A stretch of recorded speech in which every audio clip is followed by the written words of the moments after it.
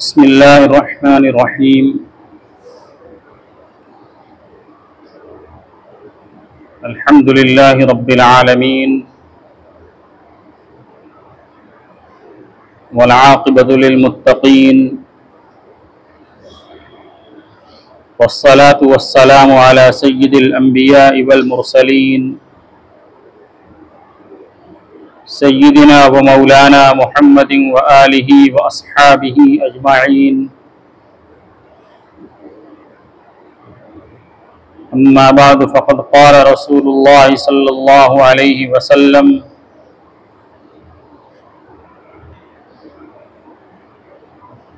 रहिमल्लाहु रजुलन समहन इज़ा बाअ व इज़ा इश्तरा व इज़ा क़दा।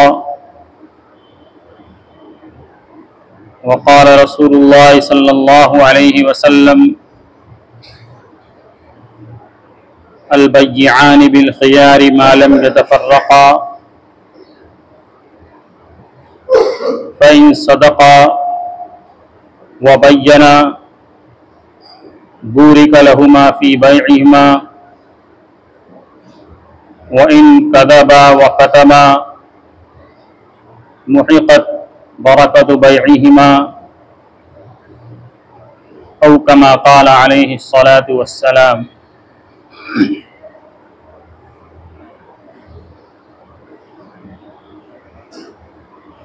मेरे मुहतरम भाइयों, दोस्तों, बुजुर्गों, अल्लाह तबारक व तआला ने जो दीन अता फरमाया है, इस दीन के बुनियादी तौर पर 5 शोबे शुमार किए जाते हैं। अक़ायद, इबादात, मुआमलात, मुआशरत और अखलाकियात। पूरा दीन इन 5 शोबों के अंदर घिरा हुआ है और इस दीन का ये इम्तियाज़ है कि इंसानी ज़िंदगी के हर लम्हे को और उस पर तारी होने वाले और आने वाले हर हालात की उसके अंदर रहनुमाई मौजूद है। चाहे वो इनफरादी ज़िंदगी हो, इज्तिमाई ज़िंदगी हो, बैनुल अक़वामी ज़िंदगी हो, किसी भी मेयार पर इंसान ज़िंदगी गुजारने वाला हो, हर जगह पर उसके लिए इस दीन के अंदर रहनुमाई और तालीम और रहनुमा ख़ुतूत मौजूद हैं। जो 5 बुनियादी शोबे बयान किए गए आपके सामने, उनमें से तीसरा मुआमलात है। आज इसी गोशे के ऊपर और इसी शोबे के ऊपर मुख्तसरन कुछ गुफ्तगू अर्ज करनी है। मुआमलात किसको कहते हैं? आमतौर से हर आदमी समझता है कि मुआमलात आपस के लेन देन, खरीद व फरोख्त, कर्ज का लेना देना, ये सारी चीज़ें मुआमलात के अंदर आती हैं। और अल्लाह तबारक व तआला ने दुनिया का जो निज़ाम बनाया है, इस निज़ाम के अंदर हर एक इस शोबे से ज़रूर गुज़रता है इसलिए कि इस दुनिया के अंदर हर एक की ज़रूरतें दूसरों के साथ वाबस्ता हैं।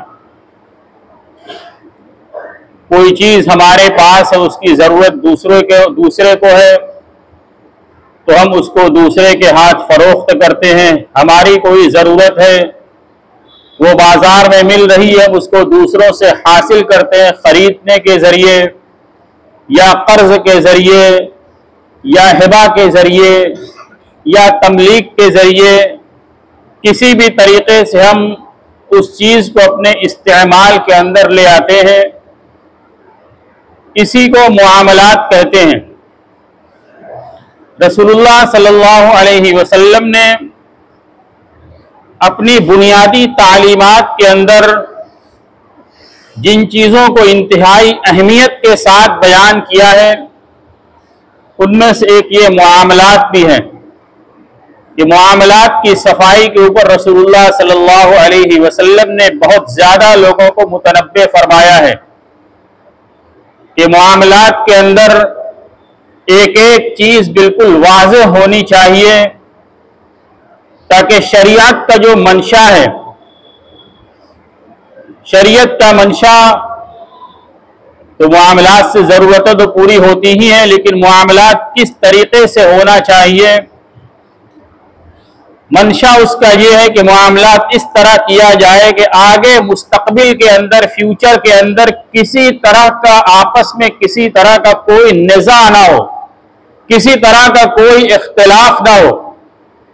लेन देन करते वक्त बिल्कुल हर चीज़ वाज़ेह होनी चाहिए कि हम ये चीज़ आपको फरोख्त कर रहे हैं, तो ये सामान हमारा कितने का है, कितनी इसकी कीमत है, कब सामान आपको दिया जाएगा, किस जगह दिया जाएगा, कैसे दिया जाएगा, इसकी कीमत किस तरीके से अदा की जाएगी, कब अदा की जाएगी, ये सारी चीज़ें बिल्कुल वाज़ेह हों,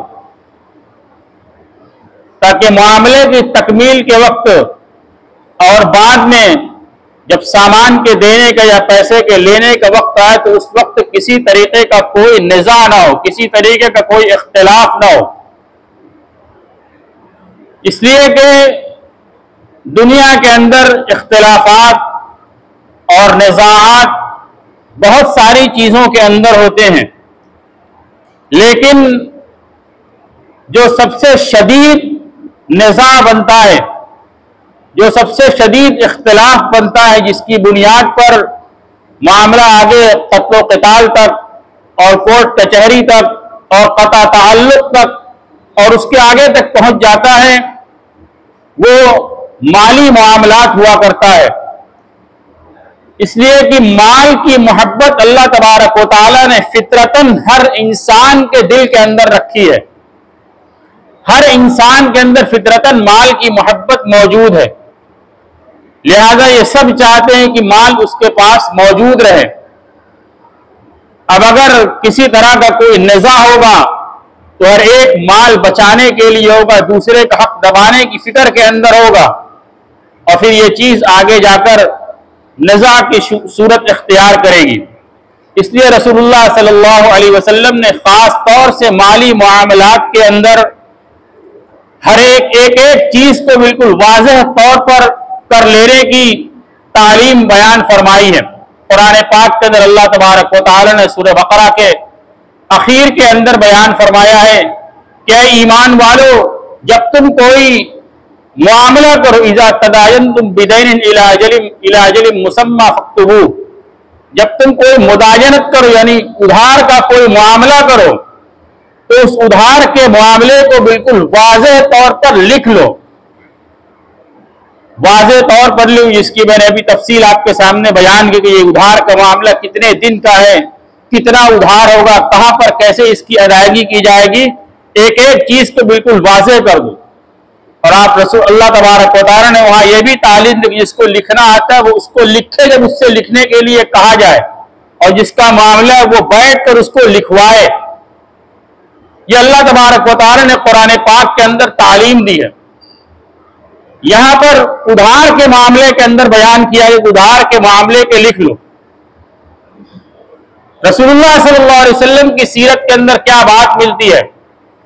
एक सहाबी हैं हजरत अहदा रज़ी अल्लाह तआला अन्हु, एक मर्तबा रसूलुल्लाह सल्लल्लाहु अलैहि वसल्लम ने उनको कोई सामान फरोख्त किया। बाद में आप सल्लल्लाहु अलैहि वसल्लम सामान फरोख्त, मामला बिल्कुल नकद का मामला था, एक हाथ लेना दूसरे हाथ देना, मामला खत्म। लेन देन एक मजलिस के अंदर हुआ नकद के तौर पर, मामला वहीं पर मुकम्मल हो गया। लेकिन उस सहाबी के पास एक दस्तावेज था, उस दस्तावेज के अंदर उन्होंने उस मामले को भी लिख रखा था कि रसूलुल्लाह सल्लल्लाहु अलैहि वसल्लम ने मुझे ये चीज फरोख्त की थी और मैंने उसकी इतनी कीमत वसूल की थी। और रिवायतों के अंदर यह भी मिलता है कि रसूलुल्लाह सल्लल्लाहु अलैहि वसल्लम ने खुद उनसे कहा था कि इसको अपने दस्तावेज के अंदर लिख लो, ताकि बाद में किसी तरह का कोई निज़ा पैदा ना हो। ये मामलात की सफाई रसूलुल्लाह सल्लल्लाहु अलैहि वसल्लम ने बयान फरमाई है। बेशुमार हदीसें हैं। मैंने खुतबे के बाद 2 हदीस आपके सामने पढ़ी। रसूलुल्लाह सल्लल्लाहु अलैहि वसल्लम सफाई की अहमियत क्यों दी गई? मामलात के अंदर सफाई होनी चाहिए, किसी तरह के उसमें झूठ, धोखा, फरेब, खयानत नहीं होनी चाहिए। क्यों? रसूलुल्लाह सल्लल्लाहु अलैहि वसल्लम ने हदीस के अंदर बयान फरमाया, अल बैयान बिल खियार मा लम यतफर्रका। बैयान यानी खरीदो फरोख्त करने वाले, लेने वाले और खरीदने वाले, बेचने वाला और खरीदने वाला, ये दोनों जब तक उस यानी माल की खरीदो फरोख्त की जो मजलिस है, जहां पर मामला हो रहा है, जहां पर डीलिंग हो रही है, मामले को होने के वक्त तक दोनों खरीदने वाले और बेचने वाले खुद मुख्तार हैं। बेचने वाले के ऊपर भी कोई जोर नहीं है, खरीदने वाले के ऊपर भी कोई जोर नहीं है। चाहे खरीदे ना खरीदे, बेचे ना बेचे, दोनों का अपना अपना इख्तियार है, जब तक दोनों मजलिस से अलग नहीं हुए। अब उस मजलिस के अंदर मामला तय हो गया तो रसूलुल्लाह सल्लल्लाहु अलैहि वसल्लम ने आगे इरशाद फरमाया, फ़इन सदक़ा व कज़ब, फ़इन सदक़ा व बय्यना, बस अगर दोनों ने मामला बिल्कुल सच्चाई के साथ किया, बयान कर दिया। किस चीज को बयान कर दिया? मुहद्दिसीन ने इसकी वजाहत के अंदर लिखा है कि बयान से मुराद ये कि अगर जो सामान फरोख्त किया जा रहा है उस सामान के अंदर किसी तरह का कोई ऐब है, उसको बिल्कुल वाज़ेह तौर के ऊपर बयान कर दिया तो रसूलुल्लाह सल्लल्लाहु अलैहि वसल्लम इरशाद फरमाया तो उनकी बै के अंदर, उनके मामले के अंदर बरकत दी जाएगी, उनके मामले के अंदर बरकत दी जाएगी। और अगर झूठ बोला और उस ऐब को छुपा दिया तो उस मामले की बरकत को खत्म कर दिया जाएगा। क्यों? इसलिए कि इसके अंदर बददियानती हुई है। ये दयानत और बददियानती किसको कहते हैं? हम लोग आपस में मामला करते हैं तो उसमें एक लफ्ज बोल रहे थे कि दयानतन आप दुरुस्त कर दीजिएगा। दयानत का मतलब क्या होता है? दयानत का मतलब यह होता है कि अल्लाह तबारक व तआला को हाजिर नाजिर जानकर कि हम ये जो कुछ कर रहे हैं हमें इसमें हर एक का हिसाब देना पड़ेगा। अगर बेईमानी करेंगे तो उसका भी हिसाब देना पड़ेगा, दुरुस्त करेंगे वो भी हमारे नाम अमाल के अंदर लिखा जाएगा। ये होता है दयानत का मतलब कि अल्लाह तबारक व तआला को हाजिर नाजिर जानकर अपने मामले को अल्लाह तबारक व तआला के हवाले करके दुरुस्तगी के साथ उसको कर लेना। और बददियानती इसी के बरक्स होता है कि सामने वाले को धोखे के अंदर रखकर, माल के अंदर खुर्द बुर्द करके या कीमत की अदायगी के अंदर खुर्द बुर्द करके इस तरीके से करना, यह बददियानती है। जब बददियानती मामलात के अंदर होगी तो मामलात के अंदर से जरूरत तो वक्ती तौर पर पूरी हो जाएगी, लेकिन उसकी जो बरकत है वो बरकत उसके अंदर से उठा ली जाएगी।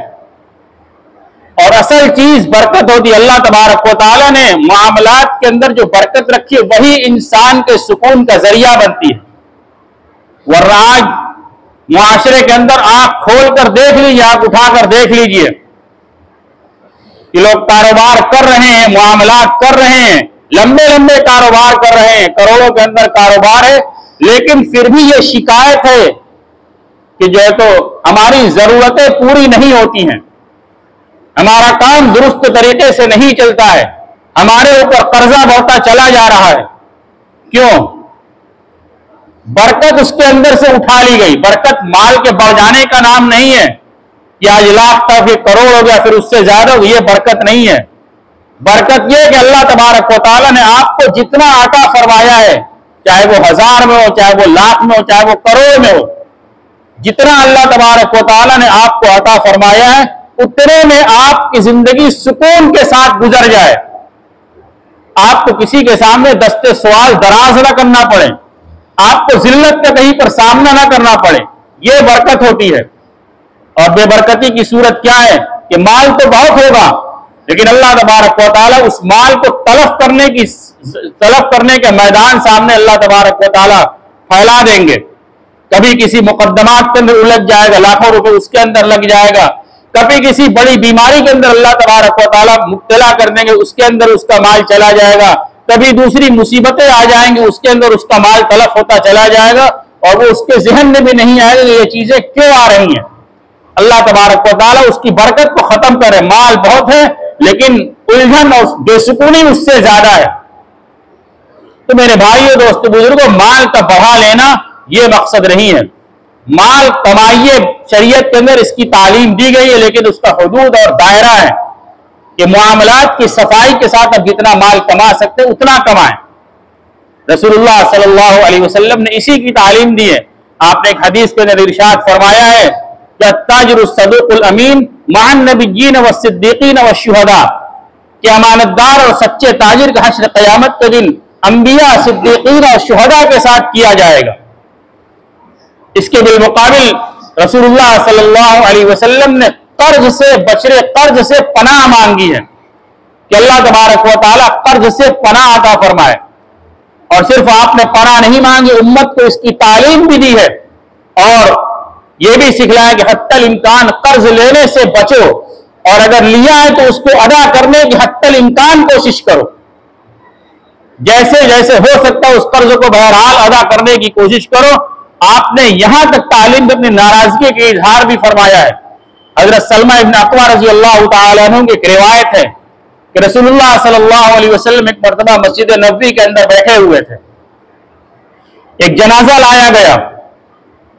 रसूलुल्लाह सल्लल्लाहु अलैहि वसल्लम से कहा गया कि इसकी नमाज जनाजा पढ़ा दीजिए। आपने सवाल किया, क्या इसके ऊपर कोई कर्जा तो नहीं है?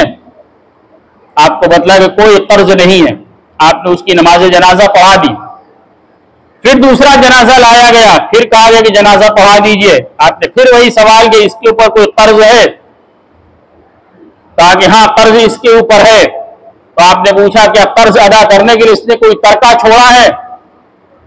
अर्ज किया कि हाँ, इसका तरका मौजूद है, उस तरके से इसका कर्ज अदा हो जाएगा। आपने उसकी भी नमाज जनाजा पढ़ा दी। फिर उसके बाद और जनाजा लाया गया, फिर आपसे कहा गया, आपने फिर वही सवाल किया, इसके ऊपर कोई कर्ज है? कहा गया कि हाँ, इसके ऊपर कर्ज है। आपने फिर पूछा, कर्ज अदा करने के लिए कोई तरका छोड़ा है, कोई माल छोड़ा है? कहा गया कि नहीं, इसका कोई तरका नहीं है। कर्जा है लेकिन कर्जे की अदायगी के लिए तरका मौजूद नहीं है। आप सल्लल्लाहु अलैहि वसल्लम ने क्या इरशाद फरमाया? आपने इरशाद फरमाया कि अपने भाई का जनाजा पढ़ लो, अपने भाई का जनाजा पढ़ लो। यानी कर्ज इतनी भारी चीज है कि उस आदमी के ऊपर कर्जा मौजूद था और अदायगी की कोई सूरत नहीं थी। तो रसूलुल्लाह सल्लल्लाहु अलैहि वसल्लम ने कहा कि तुम अपने अपने भाई का जनाजा पढ़ लो, मैं नहीं पढ़ूंगा। सहाबे कराम थे। हजरत अबू कतादा रज़ी अल्लाह तआला अन्हु फौरन उठे और कहा कि इसका कर्जा मेरे जिम्मे, मैं इसका कर्जा अदा कर दूंगा। उसके बाद रसूलुल्लाह सल्लल्लाहु अलैहि वसल्लम ने उसकी जनाजा पढ़ाई। ये रसूलुल्लाह आप सल्लल्लाहु अलैहि वसल्लम ने इसके जरिए से क्या तालीम दी है कि हमारे ऊपर कोई कर्जा है तो हम उसको अदा करने की हत्तल इम्कान कोशिश करें, दुनिया से इस हाल में न जाए कि हमारे ऊपर कर्ज बाकी हो। और अगर कर्ज है तो उसकी अदायगी की सूरत मौजूद होनी चाहिए, तरका मौजूद होना चाहिए। इसीलिए जब किसी का इंतकाल होता है तो इंतकाल के बाद तरका की तकसीम से पहले कुछ चीजें होती हैं, उन चीजों को अदा करना जरूरी है। उसकी तजहीज़ तकसीम की जाएगी, यानी उसके कफन दफन के अंदर जो खर्च होगा वो उसके तरके से अदा किया जाएगा। फिर उसके बाद उसके ऊपर अगर किसी तरह का कोई कर्जा है तो उस कर्जे को पहले उसके माल से पूरा अदा किया जाएगा। फिर उस कर्जे की अदायगी के बाद फिर उसका माल मिरास के दरमियान तकसीम किया जाएगा। मेरे भाइयों, दोस्तों, बुजुर्गों, ये मामलात की सफाई, हम इसके अंदर अपने आप को जांचें यहाँ अपने मामलात के अंदर कितने वाज़ेह हैं। एक आखिरी बात अर्ज करके, एक वाक़या अर्ज करके रसूलुल्लाह सल्लल्लाहु अलैहि वसल्लम के ज़माने का मैं अपनी बात ख़त्म करूँ। आप सल्लल्लाहु अलैहि वसल्लम जब हिजरत करके मदीना मुनव्वरा पहुंचे तो वहां पर कारोबार का एक तरीका चलता था। वो तरीका ये था कि पहले कीमत अदा की जाती थी और फिर उसके बाद माल की अदायगी का वादा किया जाए, इतने दिन के बाद आपको माल दिया जाएगा। यानी हमारी जबान के अंदर एडवांस पेमेंट कर दिया गया और माल 10 दिन के बाद, 15 दिन के बाद, महीना भर के बाद, जो उसकी मुद्दत तय हो जाए उतने दिन बाद माल दिया जाएगा। रसूलुल्लाह सल्लल्लाहु अलैहि वसल्लम को यह बात मालूम हुई। आपने इस मामले को दुरुस्त रखा, लेकिन तालीम आपने वहां पर फौरन इरशाद फरमाया कि इस तरह का मामला तय करो तो उसकी कीमत भी फौरन तय कर लो, उसका वजन भी फौरन तय कर लो, उसकी मुद्दत भी फौरन तय कर लो कि कितनी कीमत अदा की गई है, कितना माल इसके बदले में दिया जाएगा और कब दिया जाएगा। और इस हदीस की तशरीह के अंदर मुहद्दिसीन ने यह बात भी लिखी कि जो माल अदा किया जाएगा उस माल की क्वालिटी क्या होगी वो भी तय कर लेना चाहिए। इसके अंदर भी निज़ा हो जाता है कि माल किसी तरह का मांगा गया और अदायगी किसी दूसरे तरह के माल की कर दी गई, इसके अंदर भी निज़ा होता है। असली को नकली को असली बताकर बेच दिया गया, एक ही माल की कई तरह की उसकी क्वालिटी और जो क्वालिटी मांगी वो नहीं दी गई, ये सारी निज़ा की सूरतें हैं। फरमाया कि फौरन इसको तय कर लेना चाहिए ताकि आगे जाकर निज़ा ना हो। मेरे भाइयों, दोस्तों, बुजुर्गों, माल की मामलात की सफाई के ऊपर रसूलुल्लाह सल्लल्लाहु अलैहि वसल्लम ने बहुत ज्यादा जोर दिया है और इसी के नतीजे में हमें माल की बरकत हासिल होगी और फिर हमें ज़हनी सुकून मैसर होगा। अल्लाह तबारक व तआला हम सबको हलाल तरीके से माल के कमाने की तौफीक अता फरमाए और माल की बरकत हम सबको नसीब फरमाए। व आखिर दावाना अनिल हम्दुलिल्लाहि रब्बिल आलमीन।